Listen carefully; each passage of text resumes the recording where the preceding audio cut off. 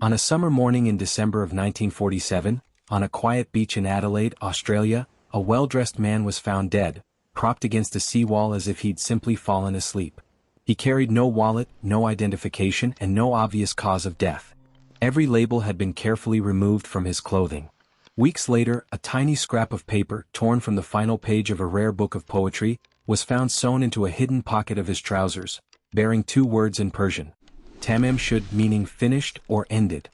More than 75 years later, despite one of the most extensive investigations in Australian history, despite a secret code discovered in the back of that same book, and despite modern DNA testing that finally gave investigators a name, the full truth of who this man was and why he died has never been completely resolved. This is the story of the Somerton Man. The morning of December 1, 1947 began ordinarily enough on Somerton Park Beach, a stretch of sand along Adelaide's coastline popular with locals for its calm waters and easy access from the city. Several people walking along the beach that morning noticed a man reclining against the seawall, dressed unusually formally for a beach outing. A suit jacket, a tie, polished shoes, his legs stretched out in front of him, one arm resting oddly across his chest. Passers-by assumed he was simply asleep or perhaps intoxicated, and largely left him undisturbed, a detail that would later trouble investigators considerably once the timeline of his final hours came under closer scrutiny. It wasn't until later that evening, when the man remained in precisely the same position for hours without moving,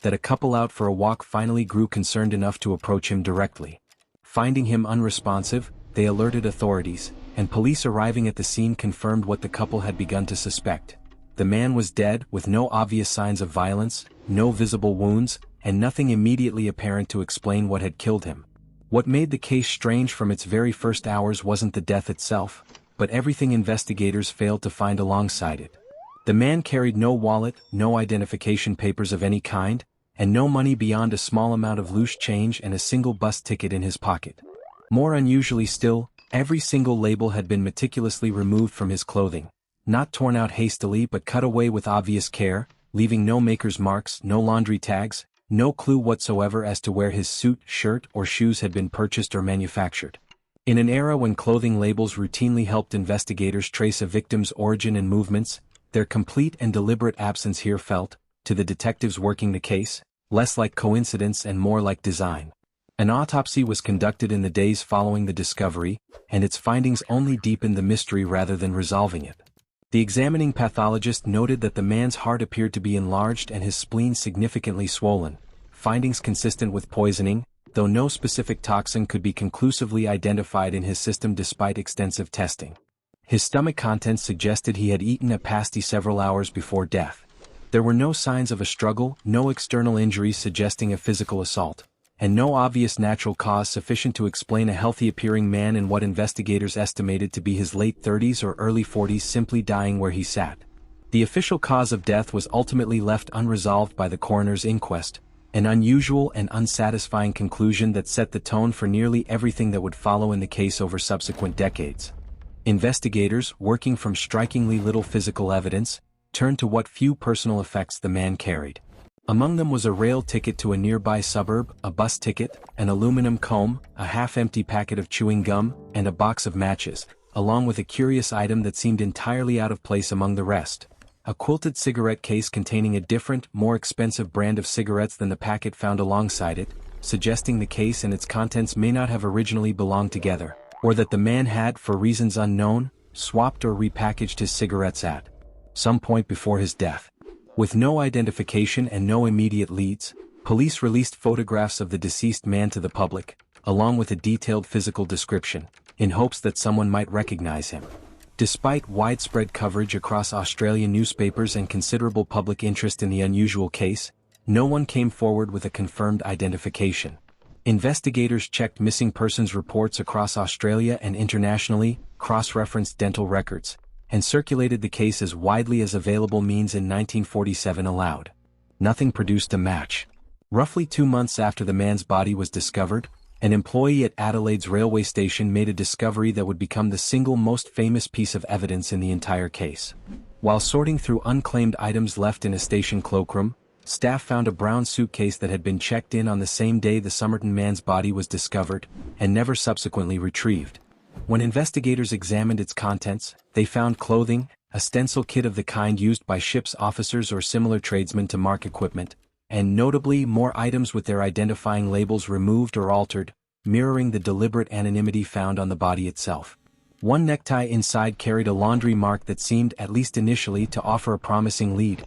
though efforts to trace it back to a specific dry cleaner or laundry service ultimately failed to produce a confirmed connection to the dead man's actual identity. The suitcase, while suggestive, ultimately raised more questions than it resolved. Investigators couldn't conclusively prove it belonged to the Somerton Man at all, beyond the striking coincidence of its timing and the matching pattern of removed labels, and no combination of the items inside offered anything close to a definitive name. The case might have remained simply an unusually detailed unsolved death had it not been for a discovery made several months later, in a decision that, in hindsight, proved to be one of the most consequential in the entire investigation. During the original autopsy, a small, tightly rolled scrap of paper had been found sewn into a tiny, deliberately concealed pocket within the waistband of the dead man's trousers, a pocket investigators later determined had been specifically designed to be difficult to notice, rather than a standard feature of the garment. Inside was a torn fragment of paper bearing two printed words in an elegant script, Tamam Shud. Investigators eventually traced the words to a rare and specific source, the final page of a collection of poems titled The Rubaiyat of Omar Khayyam, a work of Persian poetry, in a particular English translation, where the phrase appears as the closing words of the text, generally translated to mean, "It is ended" or "finished." The tiny scrap of paper had been torn, not cut, from a printed copy of this specific book, and matching the precise pattern of that tear to the original source volume became one of the investigation's central goals almost immediately. That effort produced a breakthrough. Several months after the initial discovery, a man came forward to Adelaide police, reporting that he had found a copy of the exact same edition of the Rubaiyat of Omar Khayyam in the back seat of his unlocked car, seemingly discarded there sometime around the period of the Somerton man's death, parked not far from where the body had been found. Investigators examined the book closely and confirmed that a torn corner from its final page matched precisely with the scrap of paper recovered from the dead man's hidden pocket, establishing, as definitively as circumstantial evidence allows, that the book and the body were connected. What made this particular copy of the book extraordinary, however, wasn't simply that it matched. On the book's back cover, faintly visible under close examination, investigators found a series of handwritten capital letters arranged across 5 short lines, along with what appeared to be a crossed-out line beneath them, as though the writer had begun the sequence, abandoned it, and started again. The letters bore no immediately obvious resemblance to any standard language, cipher, or code that investigators, cryptographers, or codebreakers consulted at the time could readily identify or decrypt. Also written faintly on the back cover of the book was a local telephone number, along with a further short sequence of letters that appeared distinct from the longer coded message above it. Investigators traced the telephone number and found it belonged to a young woman living in a nearby Adelaide suburb, a former nurse whose connection to the case would go on to become one of its most persistent and most carefully protected mysteries. When questioned by police, the woman, publicly referred to for decades afterward under a pseudonym to protect her privacy, though her real identity would eventually become known to researchers investigating the case in later years, acknowledged that she had, at an earlier point, owned a copy of the same edition of the Rubaiyat of Omar Khayyam, which she said she had given as a gift to a man she'd known during the war years, a man she identified to police only by a first name. She denied recognizing the Somerton man from the photographs shown to her, despite investigators at the time noting what several described as a visibly strong emotional reaction during her initial questioning, a detail that fueled decades of speculation about how much she may genuinely have known,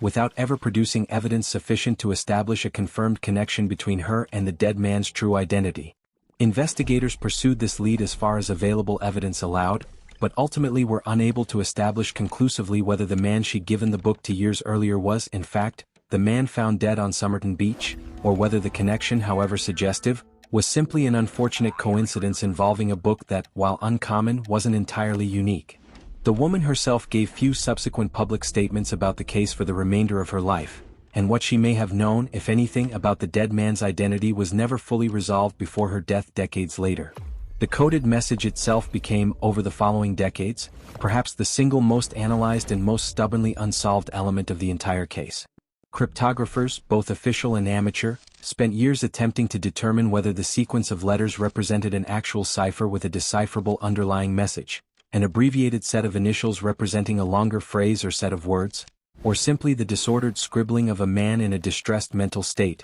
with no genuine coded meaning at all. Despite persistent effort across more than 7 decades, including analysis using computational tools and cryptographic techniques unavailable to the original 1940s investigators, no consensus solution to the code has ever been definitively established or widely accepted among experts who've studied it.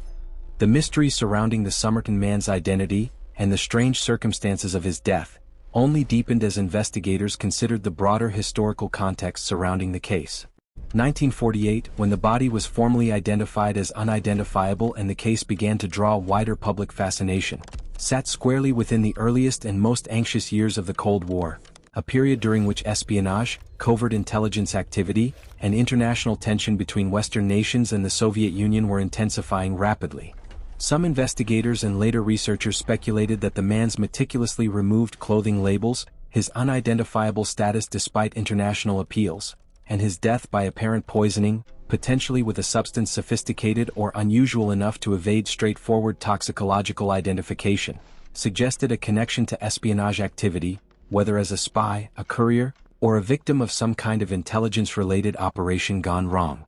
This theory gained additional, if still circumstantial, support from Adelaide's specific strategic significance during this period. Nearby Woomera served as a highly sensitive joint British-Australian rocket testing and weapons development site, an area of considerable secrecy and intelligence interest during the earliest years of the Cold War, and some researchers have pointed to this proximity as a plausible, if never confirmed, explanation for why a possible spy or intelligence operative might have been present in the area at the time of his death. Other researchers and investigators, however, have remained considerably more skeptical of espionage-based explanations, noting that no definitive evidence has ever directly connected the Somerton Man to any confirmed intelligence operation, and that many of the case's most suggestive details, while genuinely unusual, don't necessarily require an explanation as dramatic as international espionage. The removed clothing labels, some have argued, could simply reflect a man attempting, for entirely personal or domestic reasons, to conceal his identity from people in his own life,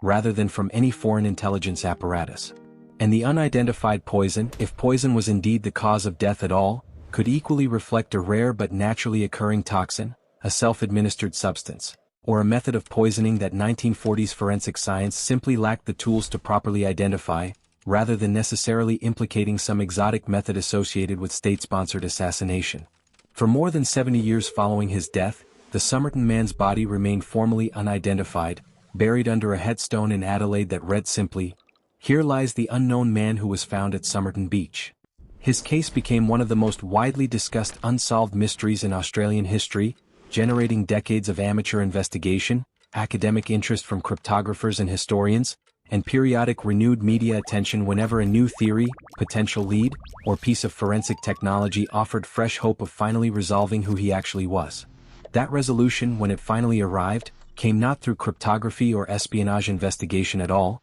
but through the substantial advances in DNA analysis and genetic genealogy that transformed cold case investigation more broadly during the 2010s and 2020s. Researchers and genealogists, working independently of official police investigation for a significant portion of this effort, pursued DNA evidence recovered from remains associated with the case, comparing genetic markers against expansive public genealogy databases that had grown enormously as consumer DNA testing became increasingly popular during this period. In 2022, after years of painstaking genetic genealogy work tracing distant family connections through these databases, researchers announced they had identified the Somerton Man as Carl Charles Webb, an electrical engineer and instrument maker born in Melbourne, Australia in 1905. Webb, according to the biographical details subsequently uncovered by researchers, had been estranged from much of his family for a significant period before his death, had reportedly struggled at points with his marriage, which had ended in divorce, and appeared to have lived a somewhat itinerant, disconnected existence in the years leading up to 1948, details that, taken together, helped explain why no family member had ever come forward decades earlier to identify him and why his disappearance had apparently gone unreported by anyone close enough to notice and act on it. The identification of Carl Webb represented an extraordinary breakthrough after more than 7 decades of formal anonymity, finally resolving the single most basic and most persistent question at the heart of the entire case: who exactly this man actually was. And yet, even with a confirmed name finally attached to the body found on Somerton Beach in 1947, the identification did remarkably little to resolve the deeper mysteries that had made the case famous in the first place. Investigators still don't know with any confirmed certainty precisely how Webb died, whether poison was genuinely involved, and if so, what specific substance was used, why his CNO text no voice only video fast 2x speed movie style documentary style all script in 10 seconds Lothian labels had been so meticulously removed, what the coded message scrawled in the back of his copy of the Rubaiyat actually meant, or what specific connection, if any, existed between Webb and the young Adelaide woman, whose phone number was found written in that same book decades earlier. What the identification did provide was a far more grounded human context within which to consider a case that had, for decades, drifted increasingly toward the realm of spy thriller speculation. Rather than a foreign operative or international courier, the man on Somerton Beach appears, based on the biographical picture researchers have since assembled, to have been a working-class Australian engineer experiencing significant personal and marital difficulties in the years before his death, a far less dramatic profile than many of the theories that had accumulated around the case over the preceding 75 years, though one that still leaves the specific circumstances and cause of his final hours almost entirely unexplained. Researchers involved in the identification effort have continued working in the years since Webb's name was confirmed, to establish more definitively what may have led to his death, drawing on newly available biographical details, family records, and continued forensic analysis of whatever physical evidence remains accessible from the original 1947 investigation. Whether these ongoing efforts will ever produce a confirmed, universally accepted explanation for exactly how and why Carl Webb ended up dead on that beach,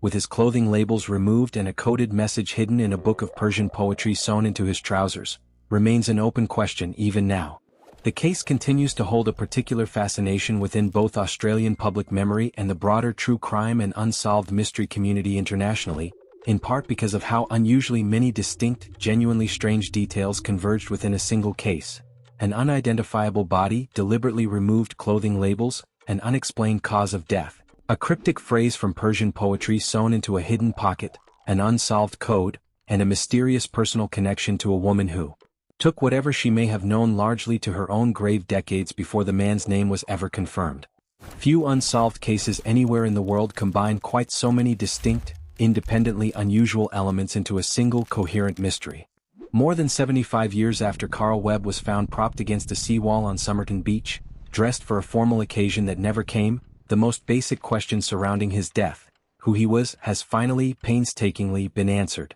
But the deeper question of what actually happened to him in his final hours and why remains even now only partially resolved, a reminder that identifying a body and understanding the full story of a death are, as this case demonstrates so thoroughly, very often two entirely separate achievements.